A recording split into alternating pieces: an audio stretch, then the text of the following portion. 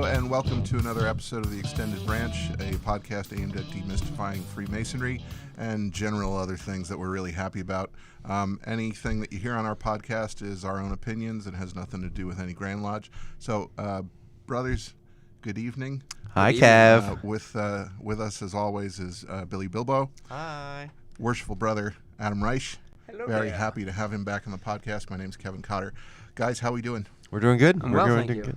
First, I want to say, and I know he'll be listening to this during editing and while it airs, Andrew, we miss you tonight. Feel better.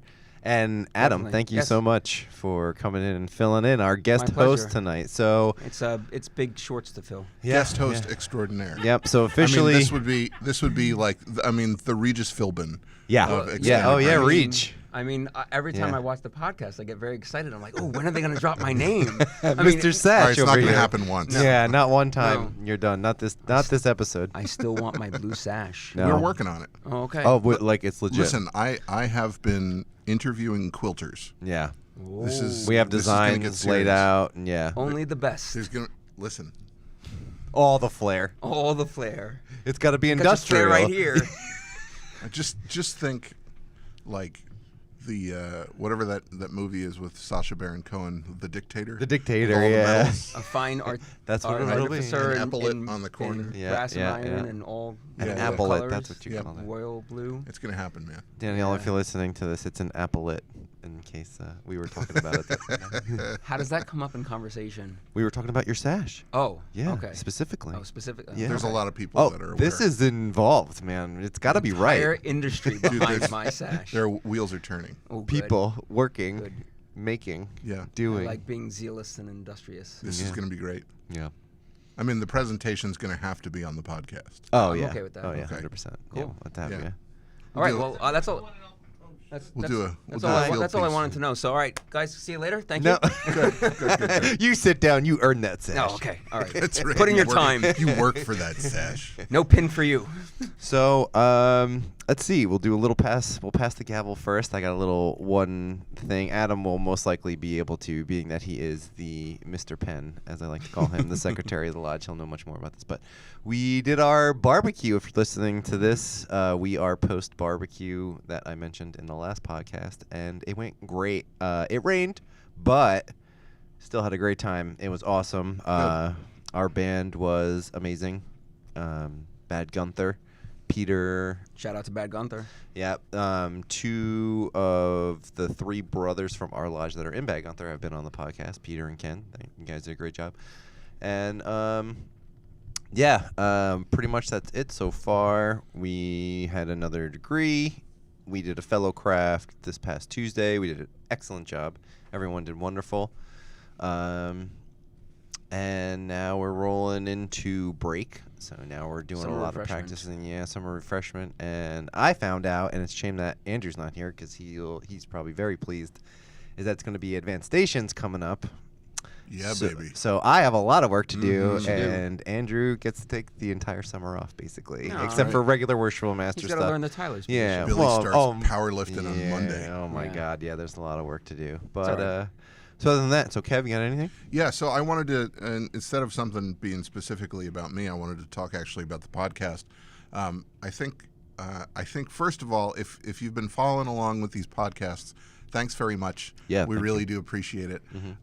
But outside of this, there's a lot of great conversations going on. There's a lot of people that are kind of lined up, stacked off in the backstage area, who are interested in being guests, and you know, a lot of good things coming. Yeah. And I'm really happy that we get to do this because it's just a little different.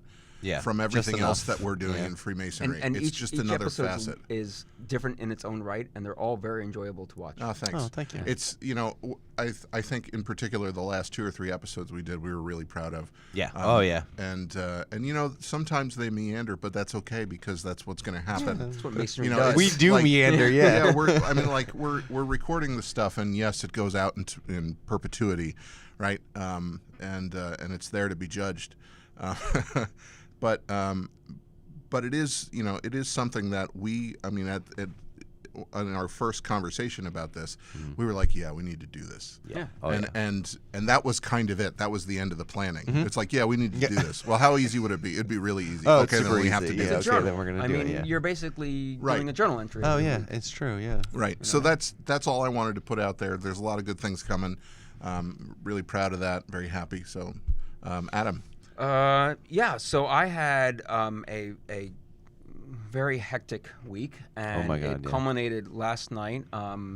I have been taking Taekwondo for just over 2.5 years, Right. and last night, after a very stressful week and working myself into a tizzy before bed on Wednesday night, practicing my form and whatnot, I had a belt test last night, and I earned my what's called the Bodan belt, which is 2 away from a black belt. Hooray! Thank you. So, stuff, man. Congrats, It's congrats. the toughest form that I've done, and the toughest skill that I've had to do. And for a 41-year-old Oh my God, yeah. to test for my to potentially test for my black belt in October. Move those limber legs there, yeah, old man. double knee brace and a lot of Bengay. For anybody that's keeping score, Kevy is the youngest person on the podcast. Yeah, we realized that we came to this, Kevin and I, a couple weeks ago. I, as a matter of fact, am the oldest of the 3 of us that are, and it feels weird. I got to tell you, I've been the youngest for a very the long youngest time. Mason. And you know what the funny Yeah, thing but the about it youngest is? Mason. You may be the oldest out of the 3 of us, Uh-huh. but it's in reverse order of gray hairs.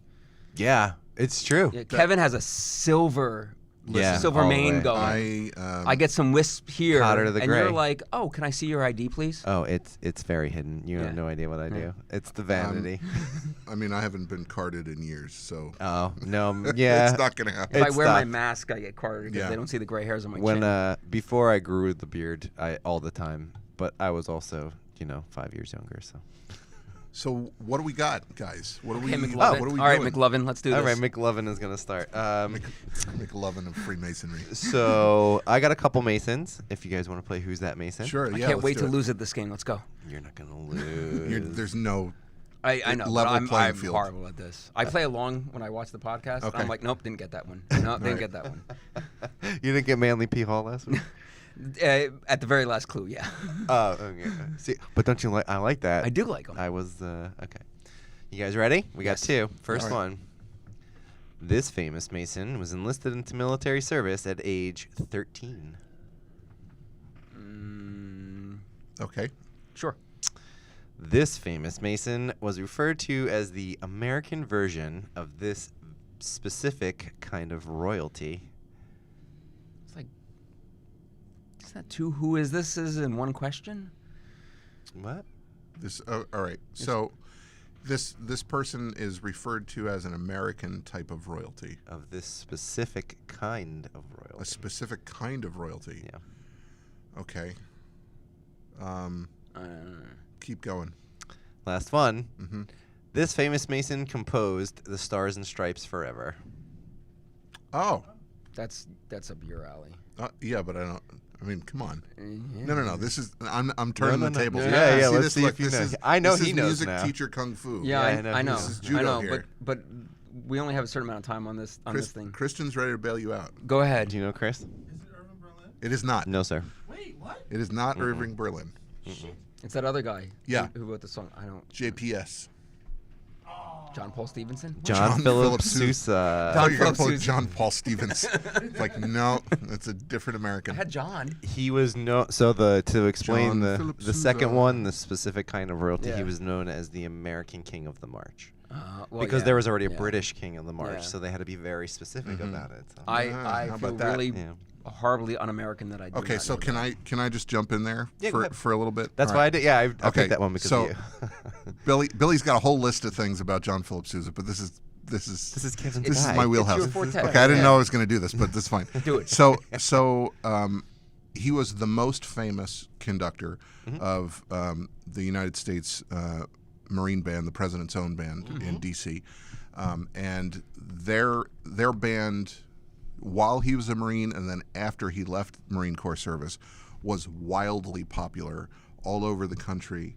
And When was he? So this would have been the early part of the 20th century. Yeah. Okay. Late 19th century into the 20th century. Okay. Well, he was born 1854 and he died in 1932.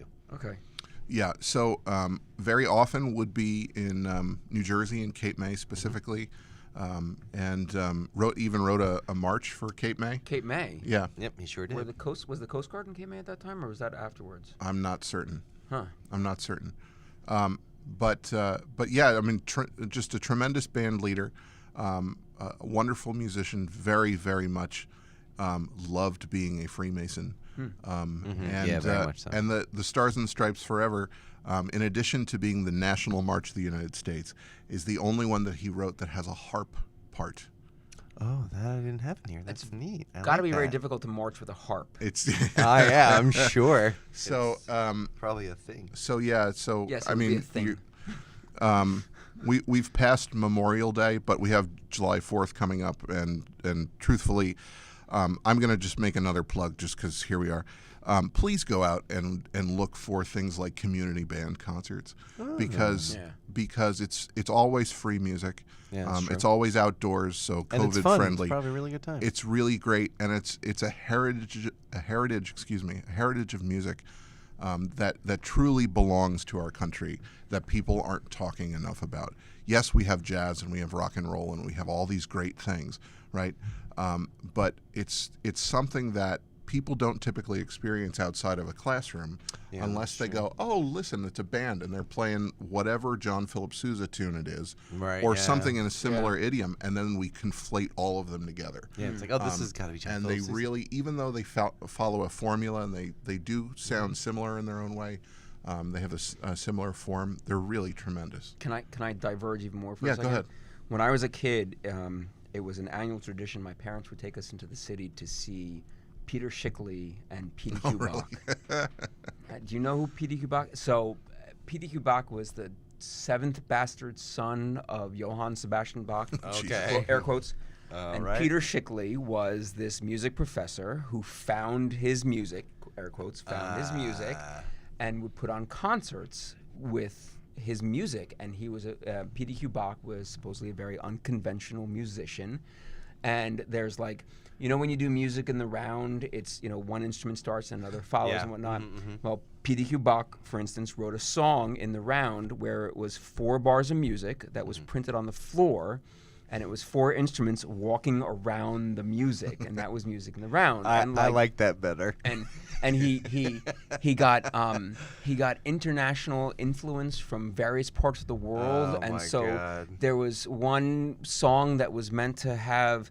I don't even know where the influence came from, but you know those rubber hoses that you get and you swing them around and they start whistling. Yeah, the whee, That was written into the piece, and Oh my God. But it was always one of these things where like the conductor was always late, and so the stage it's a whole show, and got it. all I remember is it's a rip roaring time, like it's so funny. Oh, got and it. It Oh, it was so a spoof great. thing. And yeah, but I thought it was, like, but the real. music was Oh, really got good it. too, and Oh yeah, and it's legit. yeah, No, and it was real. Oh yeah, but No. one of the things. Listen, and everybody, you can stop the tape right now.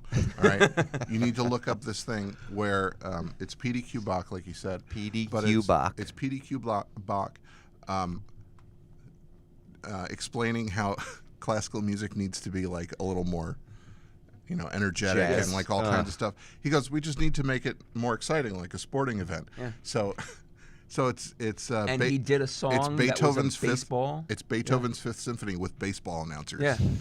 And they're like, you know, the French horn player.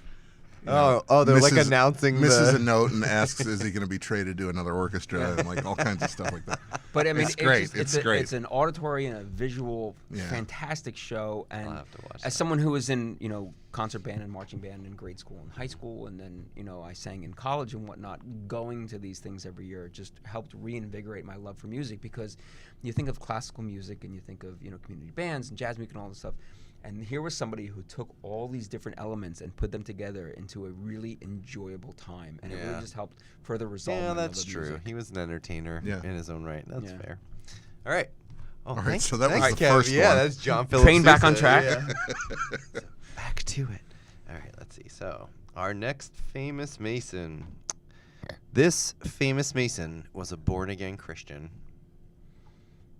Okay. Good for him. Keep going. This famous Mason lost his shirt during the 1929 stock market crash. Okay. Someone in business? Mm-hmm. No. Okay. This famous Mason's clothing stores are named after himself. Clothing stores. Lord and Taylor. I mean, Sears and Roebuck. Keep going. Well, Not too many more. Macy's? Macy's. No. Gap. Nope. Yes, Brother Gap. You give up? 21 Forever. J.C. Penney. JC. Oh, of course, the other big Was he a mouth one. Mason? He Really? was, in Oh, fact, really? James Cash Penney. Yep. Cash Huh. Money. He was That's initiated terrible. in the Wasatch Lodge #1 of Free and Accepted Masons in Utah in 1911. Okay. So the Interesting. J.C. Penney stores were after the crash, or like he had them During the they crash. just and he survived. survived it. Yep. Oh wow. So, a member of both Scottish and York Rite. He was 33rd degree in 1945, Royal Arch in 1958, and let's see. I'll tell you about. He actually survived the crash because he wound up building enough stores all over, and he wound up going to. Hold on. He had a home in Biscayne Bay. He had a partner, and they invested in Florida real estate, and they wound up doing dairy products and stuff. So it was more so the farming that kept him survived Interesting. during that. But he kind of Buy a like, dress shirt, get a quart of milk. yeah, right. He kind of went nuts after he lost everything, and he started like, he became a born again Christian after. Then he started micromanaging all of his stores and. But then they eventually convinced him to like give it up, and he still would go in, but they would only tell him. He was like, it was like one of those things where like, oh, you're okay, you got it, boss. Yeah. We'll Yeah. do They that placated tomorrow. him. Yeah. Yeah. And he did that for a while, and then he just kept going because it was like his comfortable place, and then he died. He was the guy that And then he showed died. up at his stores and went, "You know what we do at my lodge?" Yeah, yeah. We have It's this not the way great. we do it at we my have this lodge. great setup. No, he goes up to the cashier. Do you know who I am? Sir, will that be cash or credit? Do you know who I am? Do you know who I am? It will be 1 penny. Yeah. Wink a right. wink. That's it. Congrats. I won again. No. Yes, you won. I told you I'm Yes. horrible at I that. win again. Yeah, I'm full of useless knowledge. No, but Kevin. That's just not the knowledge. Kevin I'm got full one of. tonight. He nailed that. it's not fair. Oh, That no, one's not of course fair. it No. is. It's Just because you know trivia, it's like I have my doesn't thumb mean- on the scale. quarter scale. I'm sorry. I apologize for No, that. you don't have to apologize. That was good. That was great, Gonna be dad traded joke. to another orchestra. You know we Yeah. love the dad jokes here. You can pull them out anytime.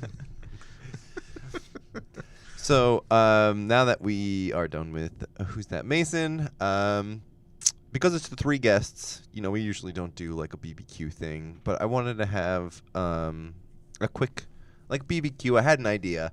So we refer to ourselves as brothers all the time.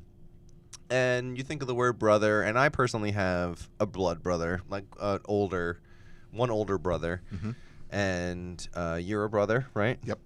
You are a brother. I have a younger sister. Yep, Yeah. and you Yeah. are. I have 2 brothers. So you think of that initially. That's your first idea of brothers. Either you are one. Well, you are one, no matter what, as long as you have a sibling. And then we learn, for Kevin and Adam, both of you guys were in fraternities. So that's the first time you learn a different kind of meaning for brother. And then now it's your Freemasons. I feel for me, It's another level of brother. yeah, the word has changed a little bit in your psyche, and for me personally it has. It doesn't just mean like my brother will always be my brother, like he's my big brother. That'll Right. always be. But then I have you Nookies guys and swirlies and all that jazz. yeah, getting baseballs pegged at me and stuff, all that stuff. But you guys are also my Billy. brothers. If you miss that stuff, I know. No, certainly not. By No, all no, no, means, please, we can we can It's- handle this. It's been at least 30 years since I had a titty I can twister, go down and to I'm the doing parking all lot right and let with the that. air out of your tires right now. No. Are you hungry? Do you want a knuckle sandwich? But I wanted to ask you guys because I'm Billy Bilbo, and this is my question. Yeah. What do you guys think of the word brother needs now? music. It needs lead-in music. I know it's not up to Seriously. me. It's not up to me. So- I don't do the engineering. I'm not the Foley guy. So, Adam, He's not the Foley guy either. do you Don't wanna- look at him. do you want to go first? Sure, I guess. Sure.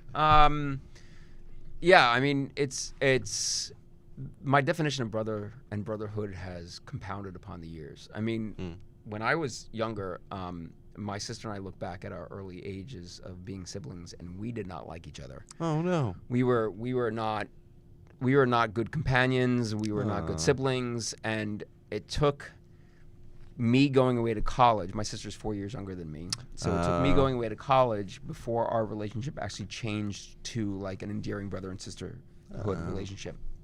I think part of it was because with 2 kids at home, we would be the buffer from our parents. I mean, my parents are lovely people, but Nice. kids versus Good parents, work around, yeah, yeah. kids versus Are parents. you close in age? 4 years. 4 years. 4 years. Yeah. Okay. And it was one of those things where it's, your parents' attention is split between the 2 kids, and Yeah. then when one goes away to college, it's now directed Just the solely at one. one kid. Yep. So my sister, our relationship got a lot stronger when I went away to college, and then when she went away to college. And right now we are as the best of friends. Oh as yeah, we you can be. guys are hanging out all the time. Yeah. And I'm her Uber extraordinaire. My sister lives in Such a good brother. Yeah, she lives in New York City, and every couple of weeks I go into the city, I pick her up, and bring her home. Doing some laundry. Well, doing laundry, kind of get out of the city from a little bit and decompress. Yeah. Back at home and under mom and dad's care with home cooking and whatnot. Oh, yeah. I provide her special drinks on the ride home because I'm driving and whatnot.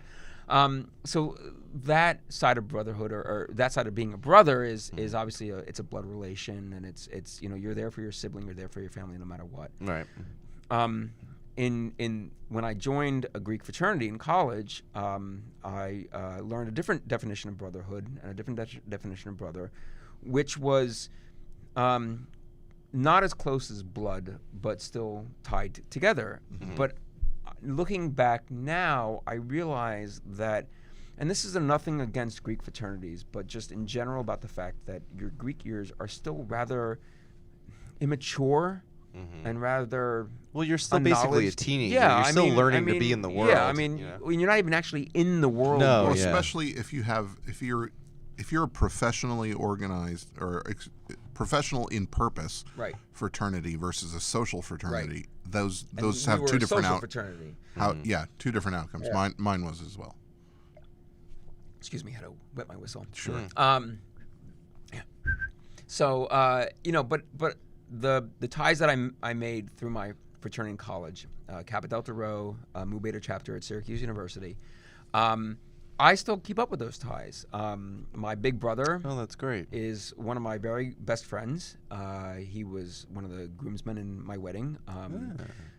My big brother had 2 younger brothers So in the chain. when you say big brother, is that a mentor, basically, like someone who brings you in? Yeah, that's older? sometimes it's someone who brings you in, but it's more along the lines of a mentor. It's someone who is in from a class previous or a couple classes prior to you, who you have a connection with, who it's someone you go to if you have a question, if you have a problem. I don't know about you, but like my big brother and the way that we ran the little brother big brother thing, that was really, really involved. That was like a weekly meeting. Yeah. Oh, wow. Well, practicing and so learning all the stuff. My big brother, shout out to Mike Hudson, was also an architecture student. Okay. So we saw each other in almost every class. We were in classes together. At one point, we lived in the same dorm together. So it was a good pairing. Yeah. And my fraternity was heavy on engineering and architecture students. So All the Lego kids. yeah, the Lego kids. So my cousin, my big brother's other little brother, my cousin was also architecture, things wow, like look that. at you And so guys. the 3 of us, Dave, Mike, and I, even to this day, we have a daily, messenger chat that we still talk about. Great. We talk about our families, our jobs, both in good and bad times, and all this other stuff. And we're still really close. Oh, that's and, great. And I'm still very close with a lot of my Greek fraternity brothers. And same thing with me being a brother to my younger sister. I have their back. They need something, they can call me at any point in time, and they've done that before. I've driven, across multiple states to go pick up a brother who was in need of, a lift or a move or something like that. And then, later on in life, when I've hopefully matured a little bit more, at least I'd like to think I have. Enough. Enough, yeah. I joined. After you got kicked out of the frat house. Yeah, right, exactly. Adam, go What do home. you mean I have go to now. graduate? 7 years? What are you Go talking about? home. Super yeah. senior. I joined Freemasonry and I learned an entirely different sense of brotherhood. In college, my brothers were my chapter at Syracuse. Yes, we had a national chapter. Yes, we had other chapters in other colleges, but I was closely tied with my brothers. Just them. Yeah. In Masonry, that tie that binds extends out past your lodge. And here's the other thing about it, too. State lines. Well, it's not just that, but in college fraternities, you have this college that has a chapter, and then you have this college which is 100-something miles away, and they have a chapter, and that college is 200 miles away, and they have a chapter. In Freemasonry, you have a lodge, and then 10 minutes down the road, you have another lodge, and 15 minutes down the road from that, you have another lodge, and so the tie is much closer. And I've found through the years that the brothers that I have in Freemasonry are closer to family than the brothers that I have in the Greek fraternity. I could agree on Overall. It depends. I mean, there are a It couple depends. brothers, like my big brother Extended Mike, my cousin brother Dave. We are. I'm still, you know, I'm still terribly close to a number Oh, of yeah. guys that I went to yeah, school yeah, with. but Yeah. but I can say that at least for our lodge in particular, there are certain brothers in our lodge that have traversed the line from brother to uncle. Right. You know, got it, yeah. and for my kids, they are, Uncle Ken, and Yeah. and Mr. Billy. Mr. Billy, and Mr. Andrew and whatnot. And it's and I don't know if it's because when I was in college, I didn't have kids. Right, true. Or, I don't know if that really makes the big difference, but I know that the brothers that are local here that I see on a weekly basis, or more often than a weekly basis, they are an extension of my family. More of them, I should say, are an extension of my family. There are a number of brothers in my Greek fraternity that I would consider family or close as family. Yeah. But it's more here, and I don't know if it's because I see them more often now. Yeah, or I mean, whatever it is. I can agree to that, yeah. But it's a sense of pride to me, and a feeling of pride inside when I get called my brother. And it's a really nice thing. And I always joke that when my family comes to the lodge, as secretary, I have to check the mail, and I do a couple of things, and I send Housekeeping stuff, paperwork Housekeeping. stuff, housekeeping, fluff your pillow. I send my wife Tara downstairs, or my boys downstairs in the fellowship hall before I actually make an appearance myself, and they run the gauntlet. Oh yeah, seriously. But they come downstairs, like and a from the bat. top of the stairs, I hear, "Ethan, what's up, buddy? How are you? Hi, Tara. How are you? Good to see you." And then I walk down the stairs. Like seconds later, and I get, "Hey, Adam, how's it going, brother?" It's you. It's oh, you're back again. And I understand it's they see me every day, but there's such a nice feeling of being able to walk into a room and have me and my family cared for so deeply. And I think that falls along the lines more of blood brother than fraternity brother. Yeah. Okay. Can I yes and By all means. all of this? Yes, All right. and So I want to go back to the college thing too, because it is. Please do. It is the same place where I encountered the term brother outside of my immediate family. Right. I have a big family. Okay. I have a lot of cousins, and I was always very thankful of that. And even though it was a big family, we were pretty close. I mean, we saw each other often. And but for my brothers, when I came home, and I said, "Yeah, I have a big brother in my fraternity," they're like, "What the hell are you talking about? You are the big brother. I'm the oldest."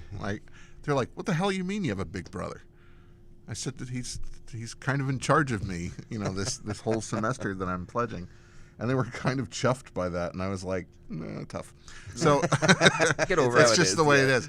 But I just went to his wedding last weekend. Yeah, that's great. Yeah. Congrats to him. And it was really cool because he came to my wedding, and when he had met his wife, it was within the first 6 months that they were dating that he came to my wedding. Oh wow! So it's been a while for them. Can I piggyback on that a second? Yeah. No. Yeah. I love when lines cross like that. Yeah. So my big brother Mike, who in my Greek fraternity, He joined Freemasonry in Connecticut. Oh, cool. After I joined in New Jersey. Copycat. Not by a lot. And when I was installed the first time as worship master in 2010, he was an EA or a fellowcraft, I think. And I asked him if he wanted to come down, and he came down to New Jersey from Connecticut. He was single at the time, or dating his wife at the time. I can't remember. Dating his wife at the time. And they roped him into reading the ancient charges.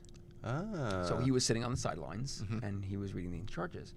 So I went up to visit his lodge just on a whim. I traveled up there to visit his lodge. I met a number of his brothers. I became close to, not close, but I got in touch with a couple of them. That's great in Masonry. And then when he was installed as worship master, you went up there as a surprise.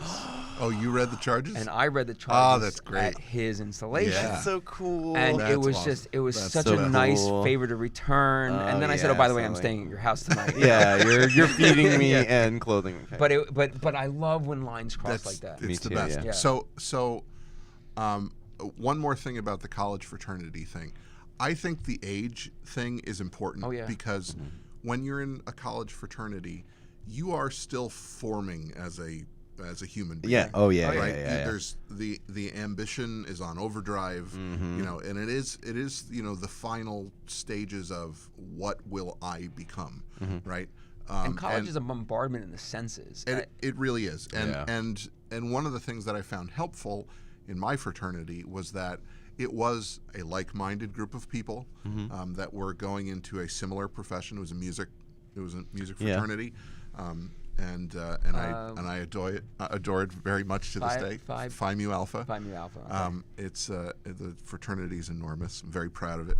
And I love it. And like I said, still to this day, I see and visit and speak with my brothers from there often. That's very cool. But I think it's important to observe that is a college fraternity, yes. right? You're not particularly settled yet.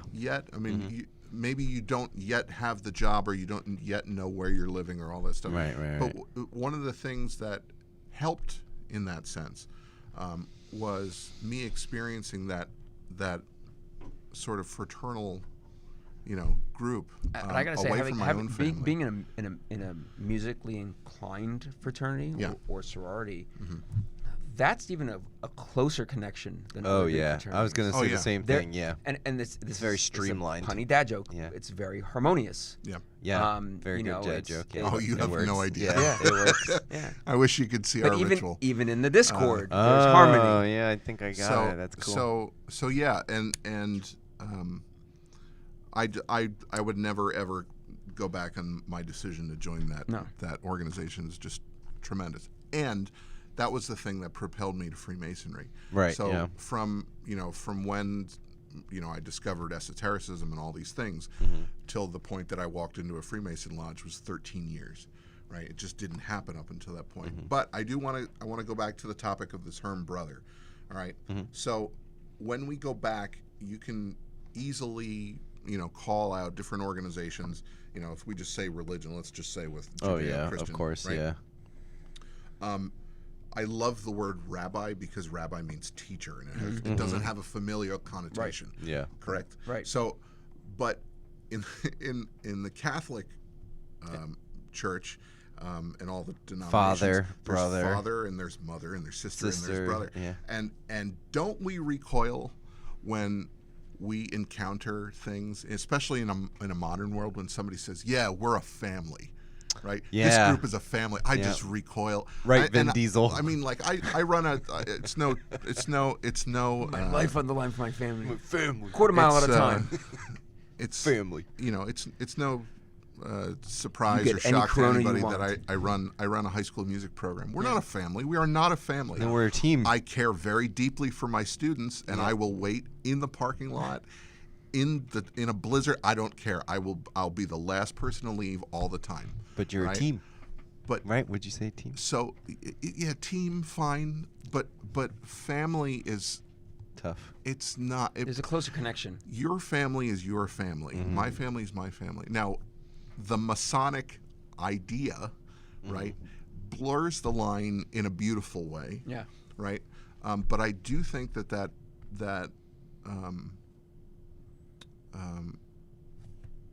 Uh-oh. this is where language fails us. I know exactly what I want to say.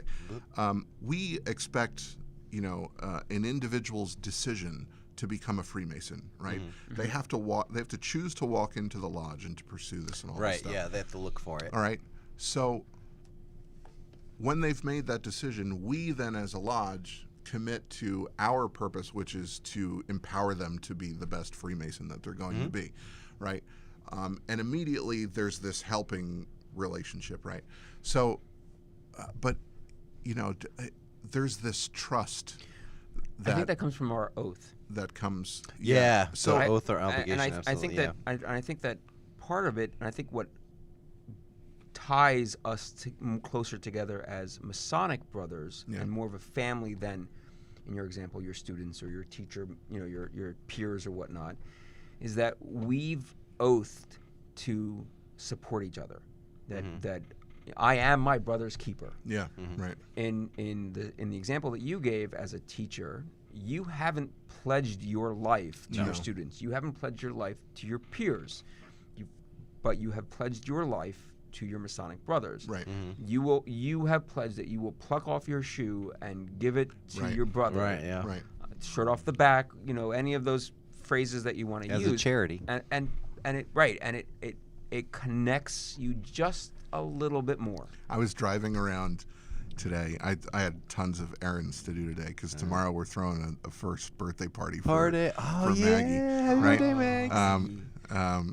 And I was just running laps around Monmouth County, but I was on one of my many trips down 35 today, and I come up to a light, and I can see from a quarter mile away, I can see 4 badges on the back of a car.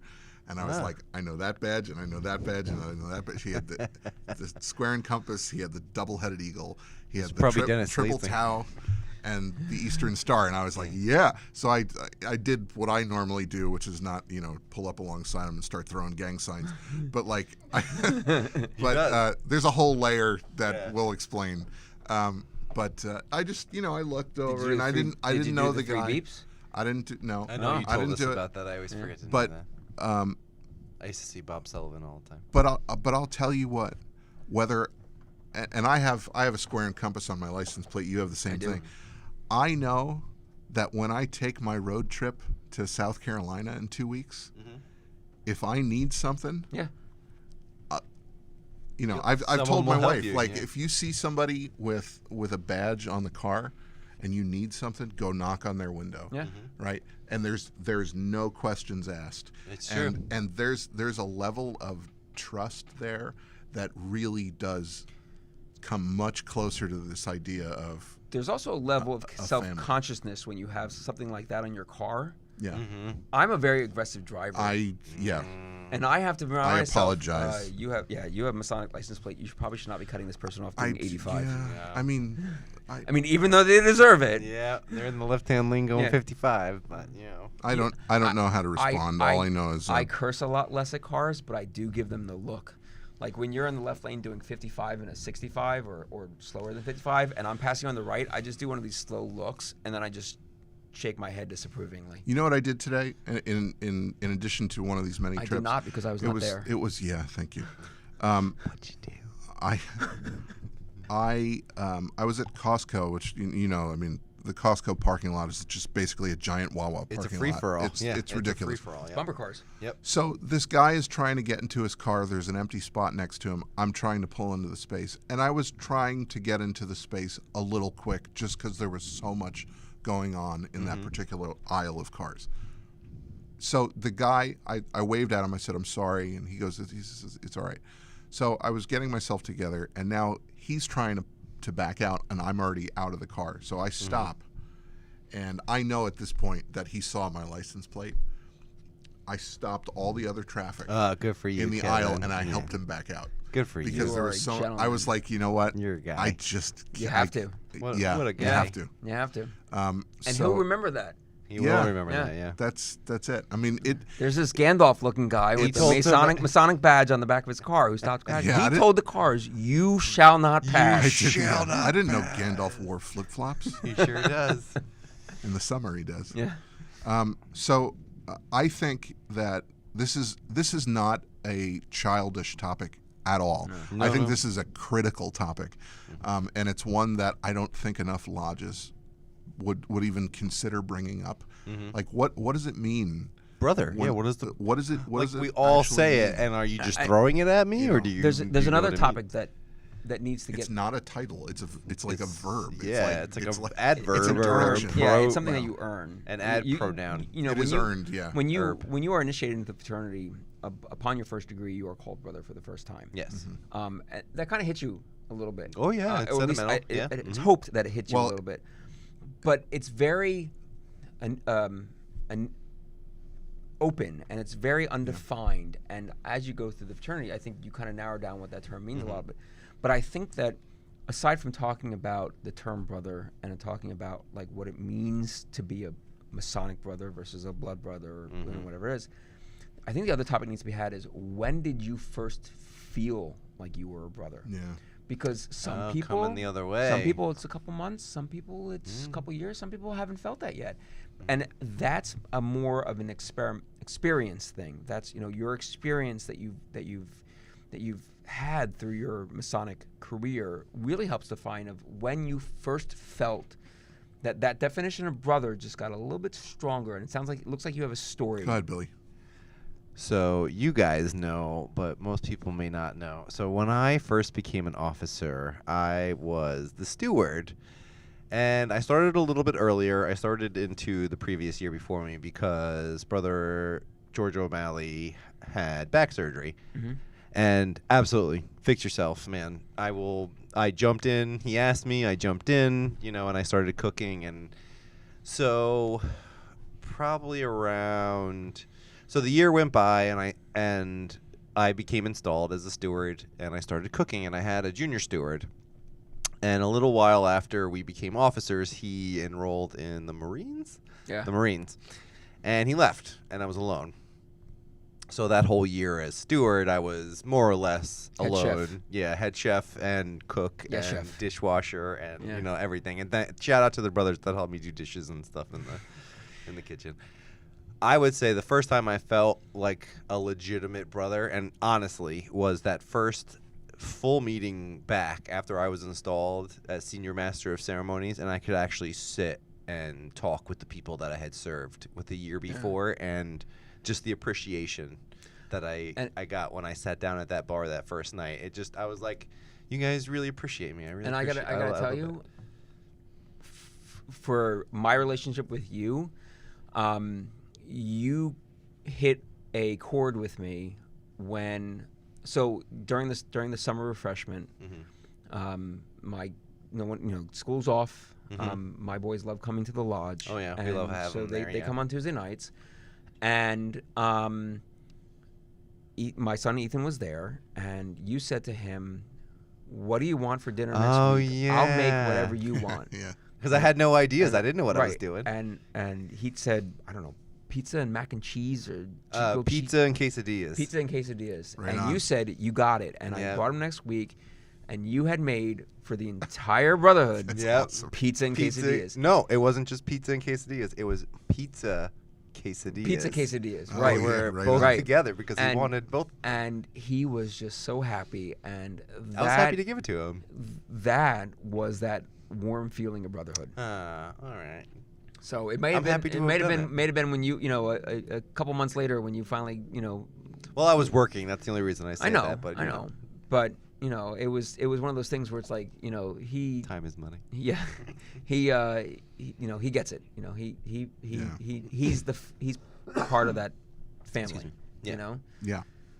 And I mean it's little things like that. And the experience of when did you first feel like you were a brother, or when did the definition of brother become more defined with you between two people is also different times. Oh yeah, absolutely. For me, it was that summer. And for me, it was all the help you gave since I've started doing this. Like, I mean, it's cliche, but, after we go through the thing, you say some words to us after we're initiated, and, you're really kind of our first human contact.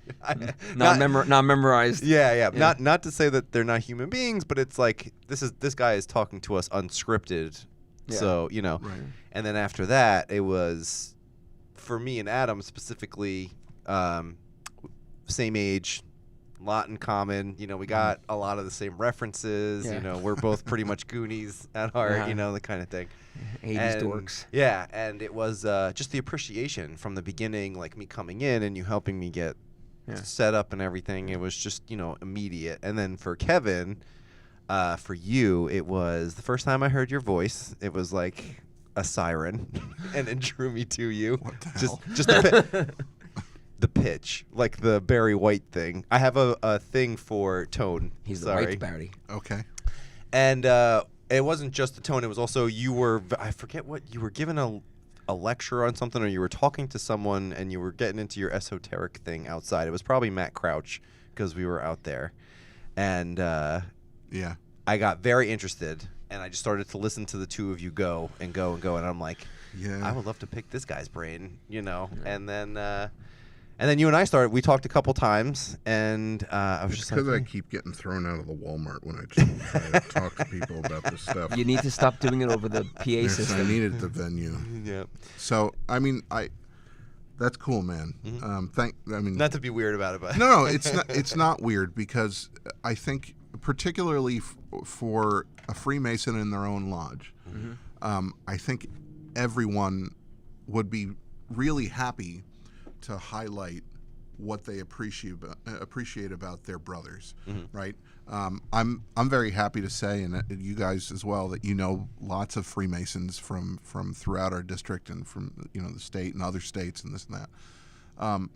But there are people who come to Freemasonry for many, many different reasons. There's a lot of different. The thing that I always go to is I enjoy seeing men in Freemasonry who come from very different walks of life, because I'm a teacher, Right. and that's like one of the most cloistered professions ever. Like we never leave this little bubble of academia. Right. We've got our summers off, we've got our holidays off, that's our true. kids have the summers off and the holidays off. Same schedule It's as the everybody same else. schedule, Yeah. and it's a profession where you're not necessarily working with your hands. You're definitely not owning your own business. If you're a teacher, you work for molding somebody. The young minds of Stop it. So I take my work very seriously, but yeah. not that. Listen here, team. No, but like I want to be able to sit in a room and shut up when the guy who owns his own business starts talking, because I'm probably never going to do that. Yeah. And for somebody who completely unsolicited, right? Our one of our favorite brothers, Brother Frank Bars, he came up to me the first night. I mean, this was before I went home with the petition and everything, and this was late in the evening, late for him because he usually bugs out. Yeah. Late for him, he stayed, basically the whole time that I stayed, and let me go around and talk to guys and this and that. I remember I talked to Charlie McCarthy for a long time that first night that I was at the lodge, and Eric Schilling and all these people, and I remember Brother Frank asking me, he goes, "So how old are you?" And I said, "I'm 33." And he goes, "You think you're going to do this thing?" And I said, "Oh yeah, I'm going to do this thing." And he goes, "And you're 33 years old?" And I said, "Yeah." He goes, "What the hell took you so long?" and I was like, "Wow, man!" I was like, "Good question." If that's the best way to get the wind knocked out of your sails, that was really cool, and I'm going to remember that. Oh yeah. Forever, because it's really important that we are open, and this is not a Freemason thing. This is hopefully people who encounter Freemasons get this this idea. We need to be open to receive the best from people, even if they're not giving it at that particular moment, right? We have to look further. We have to be better about deferring to the humanity in each people. And Agreed. that's it's the other thing that we throw around. And again, these are all cliche things, and they're great, and they're alchemical, and they're really cool, and they're corny at the same time. Not just a man, a mason, right? That whole thing, or to be one, ask one. But the other T-shirt that's out there that I'll never buy the T-shirt. All right, I'm not buying the T-shirt. I'm not putting the poster on my wall. But it says "Brotherhood of Man under the Fatherhood of God," right? And God could be deity. It could be any. Right. It doesn't matter. But Brotherhood of Man, we're not spending enough time on that. Yeah, we're not spending enough time on that with all mankind. In outside of Freemasonry, we're not spending enough time in our professional lives doing that. That's true. Yeah. Maybe we are in our personal lives, and that's great.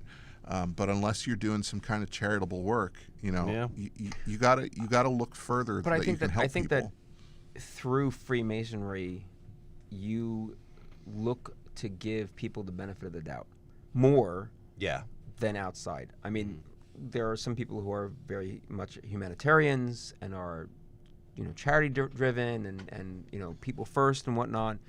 But as brothers in the Masonic fraternity, you learn to give someone the benefit of the doubt. Yeah. We've had brothers that have come into the lodge with, they've had a bad day, and they came with a chip on their shoulder, and they bark at the first person that says hello to them. And you have to take it in stride. And I've done this to brothers, and they've done it to me. And by the end of the night, like Brother Frank, I made an off-color. Frank and I have a very interesting relationship. We get each other very well. We're very much the same person, aside from decades apart. Right. Yes, decades. Decades and decades. And Frank and I always go at each other with jokes and jabs. And my biggest joke with him is that when he sees me, I get a question or an order before I get hello. It's just the way it is. Okay. And he said something to me the other night. Well, he never calls Andrew by the right name. Right. Yeah. Right. Or whatever it is. Tommy or Pete. Right. Yeah. And he said something to me the other night, and I just retorted back to him, and I said, well, just because you're a doting old man doesn't mean that you get to say that, or whatever it was. Yep.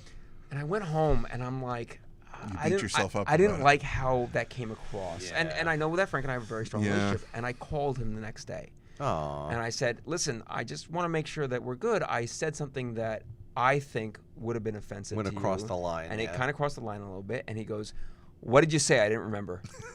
I said, do you want me to say it again? He goes, yeah, say it again. I didn't remember. And I said it to him again. He goes, no, we're good. He goes, I probably deserved it. Still he goes, fine. I probably deserved it. And Yeah. he goes, I love Frank. and that's one of the things that's like, I didn't, it's just our relationship and whatnot. And I said it, but I second guessed myself, and, he didn't even think twice about it. And I don't know how this goes to giving someone the benefit of the doubt, but it's one of these things where it's.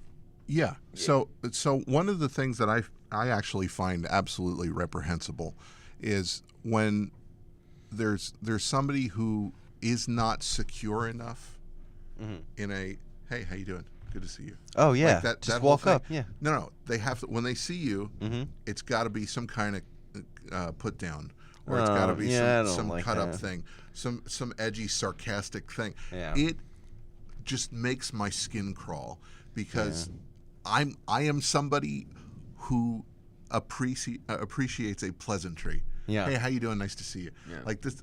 All right, I remember I'm gonna notice if you don't say Hey, hello. Kevin, to your me. beer's getting kind of long. Thanks. Oh, I always call you Beardo, Yeah. and then I say hi. Beardo's here. I'm gonna notice that because it matters to me, and I think I will say that certainly I'm not the person that gets offended by these things, but that's on me, and I have said things that have offended people, and I've put my foot in my mouth many times on that same order, and then I will immediately go home and start beating myself up about that. Oh yeah, I've done right? that.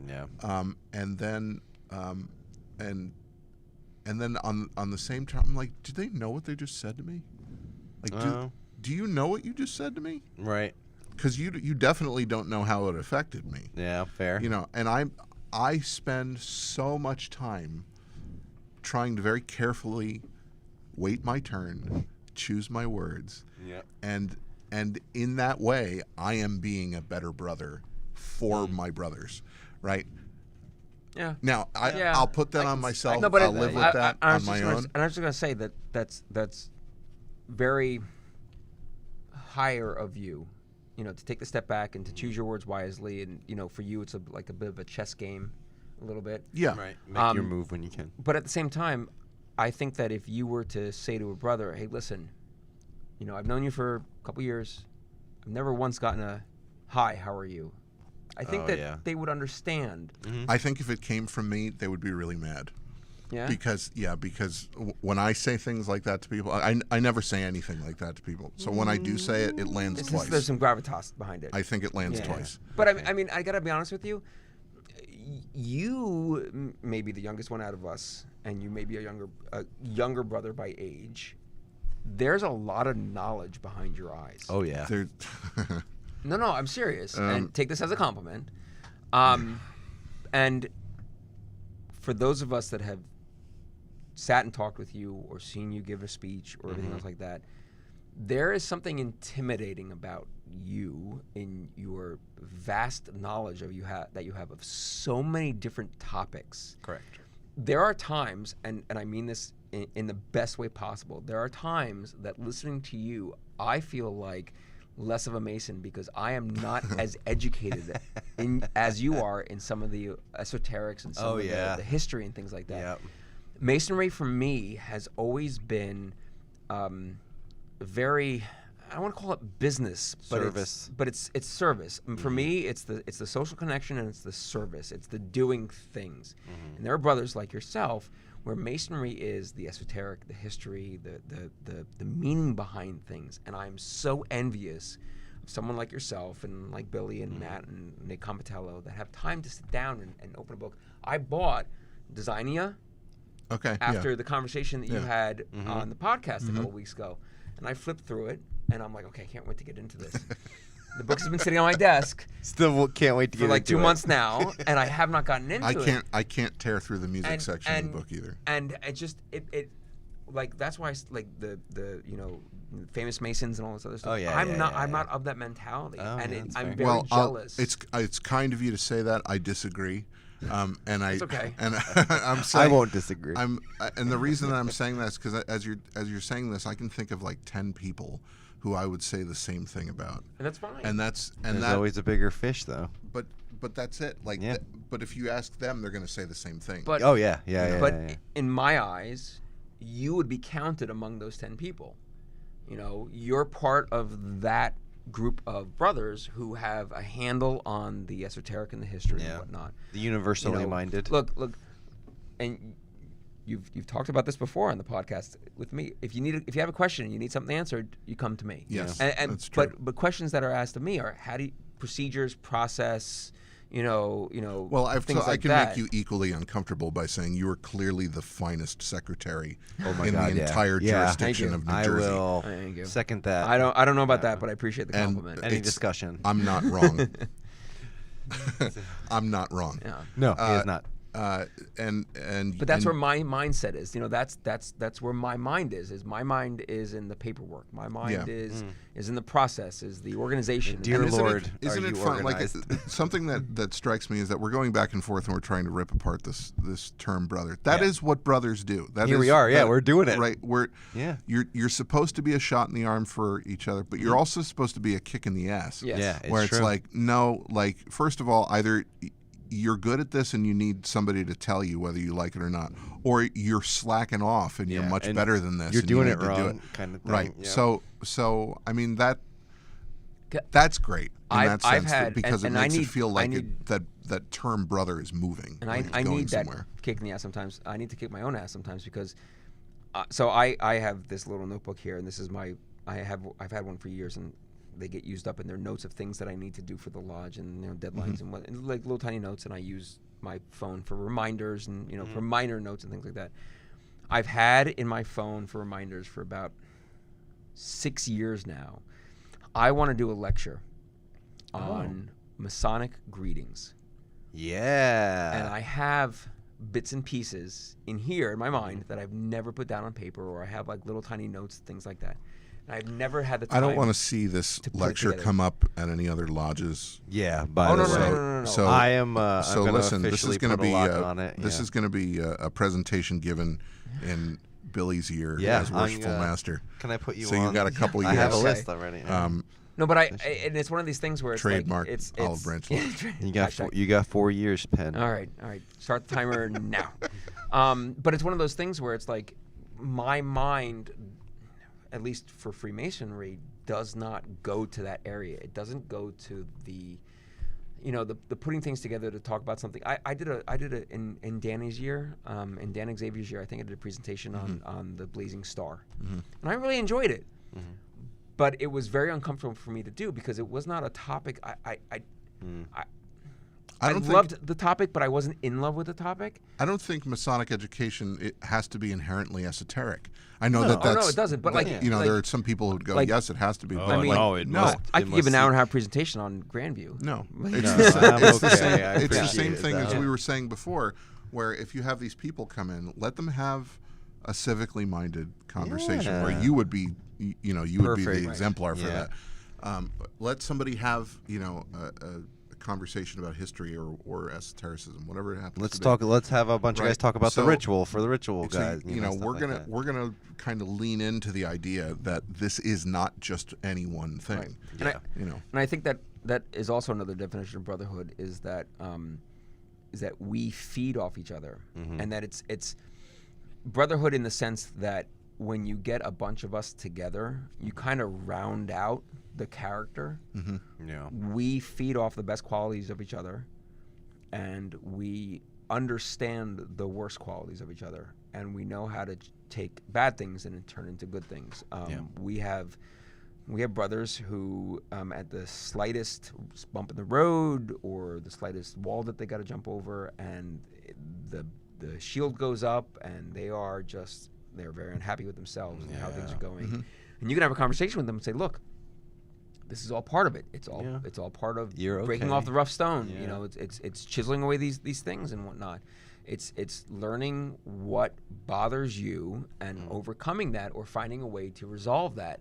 And a lot of times you can't do that by yourself. You need your brothers to do that. So like you said a little while ago, you need your brothers to point out your good and to kick you in the butt on your bad. Right. Yep. And that's the only way that we make ourselves better. Not the only way, but it's one of the ways that we make ourselves better is, part of it's internal, but the majority of it is external. Because you can't improve yourself looking in a mirror. It's true. It's not going to happen. You need the outside influences. So whereas my sister may tell me that I'm being a pain in the ass, and I probably am because that's my right as a big brother. You're a big brother. Yes. There's a different comment that I take away from her telling me that I'm being a pain in the ass to one of you guys telling me that I'm being a pain in the ass. Yeah. Because she's related to me by blood. Not for nothing, Amanda, you have to love me no matter what. You have no choice. You guys have a choice. Yeah. And when we still choose to. Right. When you point out one of my faults and you are still choosing to call me brother and shake my hand at the end of the night, that's a big deal. Yeah. Because you could choose to point out someone's faults and then walk away. Yeah, and that'd be it. So here's the thought that just struck me. Shoot. I want to send everybody away with some Masonic homework. Ooh. Yeah. All right. So here's what I want people to do. Okay. You're going to write it down. Yeah. Okay. So we've just been talking about the way that you can live into this role of being a brother for people. So that's what you need to go do. All right. So you need to search your thoughts for a little bit for a conversation that you haven't yet had with somebody from your lodge. Right. It could be a good one. It could be an uncomfortable one. It could be a necessary one. It could be something that's uncomfortable but it has to be addressed. Whatever it happens to be. But eventually the idea is that you're going to leave with this sense of brotherhood strengthened, right? It could be a 5-minute conversation about, hey man, I remember you did this presentation last year and I really loved it, right? Or it could be something like, hey, we really need to talk about, your hair, like, whatever it happens to be. Work on that. But if I can tell you that I can have probably 3 or 4 conversations off the top of my head that I know I need to go have, right? One that I had, which I was really thankful that it finally happened, and then 3 of the other ones are just completely just fluff, and like they're nothing other than, hey, nice to see you, I really appreciate you, all that stuff. But you could blindside that other person. Yeah. And it could be something really meaningful to them, or necessary, or something like that. So here's what I want to do. On top of that, just to sort of branch out a little bit, More homework. No, so obviously we're going to give people time to do this. This is absolutely. Many of us are on refreshment for the entire summer. Yeah. Any of us who might be listening. Masons. So go on the post for this episode, which will probably be on the Olive Branch page. Yep, Olive Branch page next Thursday. And if you'd like to share a little bit about that experience on there underneath that post, I think that would be really cool to have a quick little archive on brotherhood. And not that we want it to become this whole living thread thing, but it is cool to hear about stories where, hey, so-and-so came over to my house and helped me replace my roof. It was really great of them to do. Yeah, we love things like that. This happens all the time in our lodge. Yeah. And other than, somebody saying something, downstairs, like the rest of us wouldn't know. How do you define brotherhood, and or when did you feel, or what made you feel like that word brother had a stronger gravitas, a stronger hold on your being. Right. So Masonic homework, everybody. Do it. Get cracking. All right, and extra 5 points if you read all the instructions. That's right. And like an annoying little brother, I guess it's time for me to do my job, since I was the annoying little brother. And I guess that's it, guys. All right, man. We've come to the end. It's very nice sitting with you this evening, my brothers. Yes, Thanks absolutely. for coming, so, of course, it was a pleasure. For Kevin Cotter. Thank you very much. Not Andrew. And the pen, Mr. Sash himself, Brother Adam Reich. Thank you so much for sitting in tonight. Thank you for having me this evening. I appreciate it. And thank you guys for watching, listening, like and subscribe, share. And you guys have homework, so please let us know. I want to hear it. Yeah, absolutely. Have a great night. Bye.